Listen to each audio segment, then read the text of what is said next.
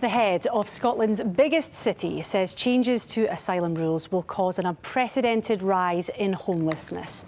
Earlier this year, the Home Office introduced a new streamlined process for asylum seekers from 5 countries. It was intended to help them clear a record backlog of more than 172,000 people awaiting asylum decisions. Most of the people granted asylum under the new scheme will end up in homeless accommodation when their support ends. Glasgow City Council leader Susan Aitken says that could add up to 1,400 more homelessness applications by the end of the year in the city, which already has a backlog. OK, well, joining me now is Cllr Casey, Glasgow City Council's convener for homelessness. Thank you for joining us, first of all. I mean, these figures just off the bat are quite worrying, aren't they? They're deeply worrying, and it's potential to have a humanitarian crisis in Glasgow, to be quite honest.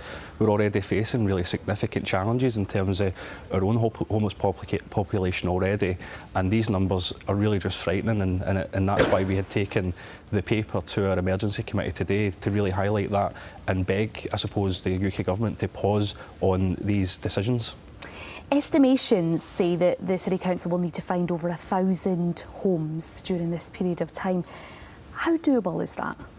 It's impossible. We don't have that accommodation in the city at this point in time, and that's why I say we're obviously pleading for the UK government to listen to Glasgow and pause on these decisions. Now, we already have significant numbers in temporary accommodation already in Glasgow, and we're talking about 1,400 decisions in the next 4 or 5 weeks, and that's really, really worrying.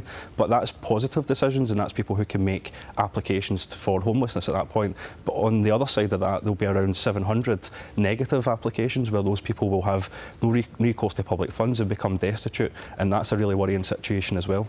Because how is this going to be funded? Because the UK government has said it won't be providing any additional money for this. Yeah, and that's another impossible task. We are having real challenges already where we've got an overspend in our homelessness budget because of a number of different pressures, and this is just going to add to it. We estimate that this could potentially cost the city another £50 million, and the UK government simply aren't providing that additional cash. So it's going to it's an impossible task, and it's the failures of the UK government that are really causing this.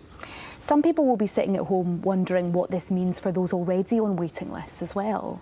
Yeah, absolutely, and as I say, this additional number of people coming through the system, we need to make sure that we are working with everybody in the homelessness system and making sure that they've got access to accommodation. But we have to be honest with everybody and say this is going to be really, really challenging, and we have to have a system where everybody gets the same chance. But this is going to put so much pressure on our homelessness system over the next coming weeks.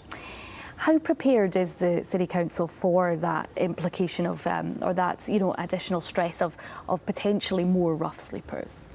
Well, we're working on emergency plans at this moment in time, so we might have to look at setting up emergency centres, something that you would normally do in a natural disaster, where you look at sports centres, leisure centres, etc., setting up camps effectively for those numbers of people. That's the type of things that we're having to consider right now. It is a real emergency, and as I say, I urge the UK government to listen to our concerns and get around the table and plan with us a more manageable way of doing it over a longer period of time.